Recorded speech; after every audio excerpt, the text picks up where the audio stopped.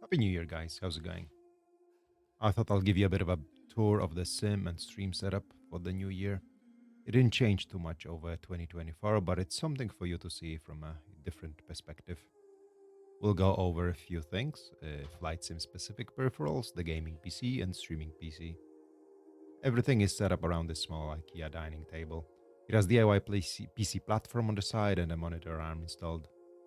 What is notable about this is that I sit at the desk at an angle to leave more room for mouse as I'm a low sense guy. A bedside table I found next to a road serves as this handy throttle, quadrant stand, and remote storage. The chair is a bit worn, IKEA Marcus chair, but what it has going for it are the tactile transducers installed on its bottom and a back for some vibration effect in games and movies. Head tracking is a fundamental piece of kit to enjoy flight simulation. As a non-official Aruka ambassador, I'm all for the affordable, comfortable, reliable head tracking options. I despise Natural Point and their Track IR, but that's a story for another time. Here is my hat and the Aruka code attached. It is well used, tired, humble, but affordable and reliable. It serves me well for a few years now. This is how it's mounted. It fell many times, but it's still going strong. The QR code is seen by this PS3i camera mounted on my main monitor, and through a piece of software called OpenTrack, its position is translated into head movement in all the flight games I play. See a video in description on a guide I followed to set up mine. My stick is Verbal Constellation Alpha Prime on a 13cm extension and a warbird base. I've tried many grips and like this one the most due to its versatility to various modules and that it has a brake lever. My rudder pedals are single axis, therefore the lever comes in handy. I'm not that keen on base's dry clutches. Mine are set up to barely any friction as it affects stick's return to center. I'm a fan of large throw, low sensitivity, high precision provided by good base and extension, but this presented an ergonomic issue with hand and wrist position. Solved it with a basic elbow rest made of scrap wood and mouse wrist rest like a pad. The perk of a desk stick is that a joystick can be moved out of the way very easily when not in use.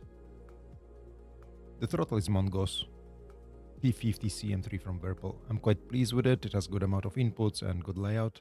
Weakest parts are the latching switches T1 to T4 and the rotary dial.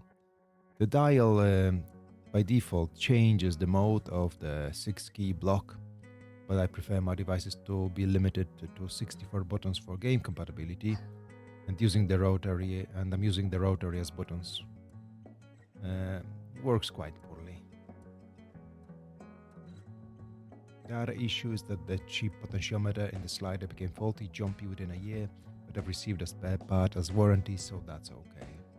The quadrant is also verbal. Sharka 50 quadrant is discontinued, but a generic replacement is available called panel number 3. Since the days of playing IL-2, I was craving more axis, a quadrant for setting radiators, RPM, mixture, etc. This one works best for props, but I like using it for jets.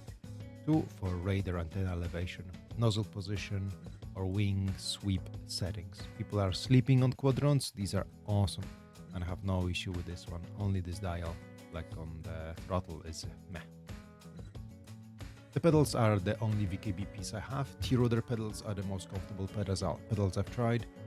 Their helicopter-like action is extremely comfortable.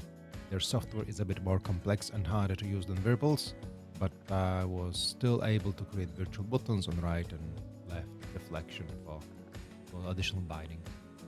I've modified mine and attached the wood piece and tactile transducer for some immersive feedback, but this transducer is fried and I can restore them to factory state.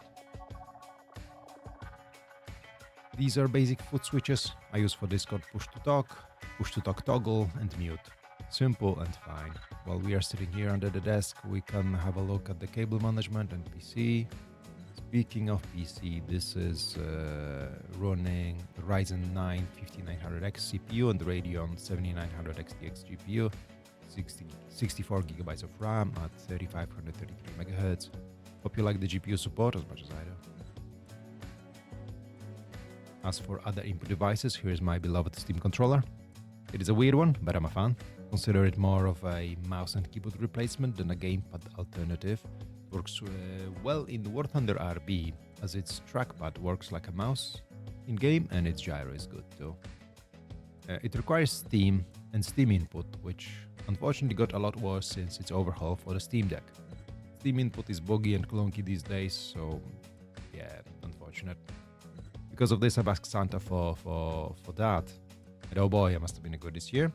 I've got the Fly Digivader Pro controller with its zero dead zone, long throw sticks, all effect sensors, extra buttons, and long throw triggers. It should perform in AH64 CPG seat and racing games great. Looking forward to this. In this box rests my VR headset, Quest 3. I don't recommend it to anyone since my adventure with their support. If I was getting into VR now, I'd consider PSVR or Pico 4, as it appears to be a good PC VR entry point, comparable to Quest. This obviously slightly used chair is IKEA Marcos chair, and it is an electric chair. It has 3 tactile transducers installed on it, a big one on the bottom and 2 small ones in the back, just like the ones on the pedals. The transducers are essentially speaker drivers without membrane to create sound, so they vibrate only. These are connected to this Fosse audio amplifier. It is a decent wattage amp that can drive the transducers. I take game audio, apply a low pass filter, and send it to this amp via software called Voice Meter Banana, so that the chair doesn't play but vibrate. Next to the small amp is a big Cambridge audio amp. That's for my stereo. In the end, the chair has a tough life, but its shaking adds to the immersion just a little bit extra. The main monitor is a 43-inch Iyama 4K 144Hz VA panel one. It's nothing fancy, not an OLED or anything, but does the job well. It is great for cockpit games as it fills the field of view nicely, due to it being a VA panel and low viewing distance.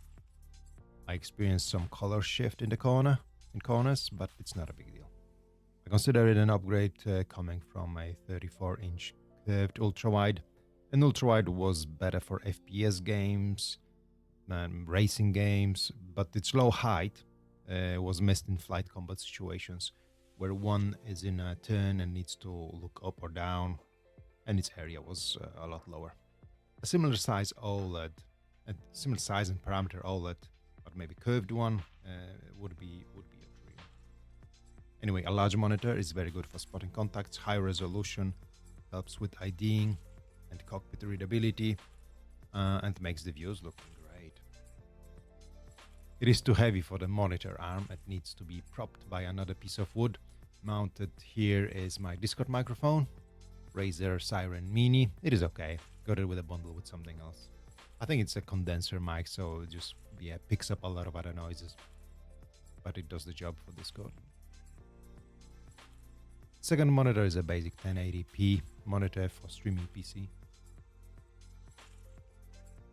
Tucked away in this rat's nest of cables rests the streaming PC. It is a modest machine powered by Ryzen 5600G and 16GB of RAM. It is using 2 capture cards, Elgato 4K Pro Mark II for gaming PC capture, and EVGA XR1 Lite for main camera capture. Both are fine. To control the streaming PC, I have this stack of inputs, a trackball, keyboard, and keypad with OBS shortcuts for managing OBS scenes, sources, etc. I need a second capture card because I'm using this old mirrorless Sony Alpha A7 as my main camera. It is hanging off a nail in a wall and using an archaic 35mm f3.5 Takumar lens from 70s. I like old lenses, okay? Anyway, with this setup, there's the need for the capture card as there's no USB connection on the camera for live preview. The recently added and improved desk capture is done with the eMeet S800 webcam. It replaced the Logitech one S800 is miles better than Logitech. It has a half an inch sensor that does very well in low light. It is the biggest sensor you can get in a webcam. It appears to have less noise than the old full-frame A7, which blows my mind. It does 4K 30 and 1080p 60 frames per second. It has nice colors, contrast, and good autofocus. It also has a nice mount for quick adjustments. Emit provided this camera, but these are my thoughts. I honestly can't think of a better option for an affordable, quality, streamer-friendly, great low-light performance camera. Audio-wise, I'm using the Sennheiser EPOS Game 1 headset. The headphones sound okay. They are opened back so I can hear what's going on around me with these on, but I've picked these for the microphone. My second microphone is Audio-Technica ATR2100X, a USB and XLR microphone. It is a great dynamic mic with a better sound than Game 1, but because of how flight sims with head tracking or in VR play, I can't maintain the correct position relative to the boom microphone, compromising audio quality too. It is simply more enjoyable to play and stream games without the boom mic in front of my monitor.